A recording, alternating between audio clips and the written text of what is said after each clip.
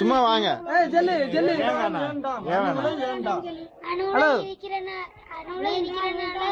நாங்களும் வாழ முடியாது. இன்னும் எங்களுக்கு அடுத்தால வர்ற சங்கதி அவ்வளவு பேரு செத்து காலகை ஒண்ணும் இல்லாம ஊனமுற்ற பிள்ளைகள வந்துச்சாரு. அதோட அந்த அணுகுல இல்லாம நாங்க வாழ்றதுக்கு எங்களுக்கு ஒரு வாழ்க்கை வேணும். எத்தனை நாளைக்கு நாங்க இந்த அணுகுல மூடு நாங்க போராடுவோம். இந்த கடலுக்கு போகாம நாங்க இருந்து போராடுவோம். இந்த கடலுக்கு போய் தான் நாங்க சம்பாதிக்கணும். இல்ல நாங்க எப்ப வேணாலும் இந்த கடலுக்குள்ள போயிட்டு வரலாம். இது யாருக்குள்ள சொந்த கடலும் இல்லை, எங்களுக்குள்ள சொந்த கடல் தான். யாரும் கெட்டவும் இல்லை, ஒரு தண்ணியும் ஊத்தவும் இல்லை.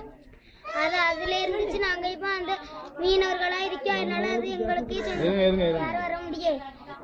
எங்களுக்கு அணுகுல வேண்டாது. அந்த ஒரே கோரிக்கை தான். அந்த அணுகுலை மூடுனா நாங்க உடனே அந்த போராட்டத்தை கைவிடுறதுக்கு தயாரா இருக்கோம். உடனே அந்த அணுகுலைய மூடுங்க. இந்த அணுகுலை எங்களுக்கு வேண்டவே வேண்டாம். அப்துல் கலாம் வேணும் சொல்றாரு. அவருக்கு வாழ வேண்டாம்.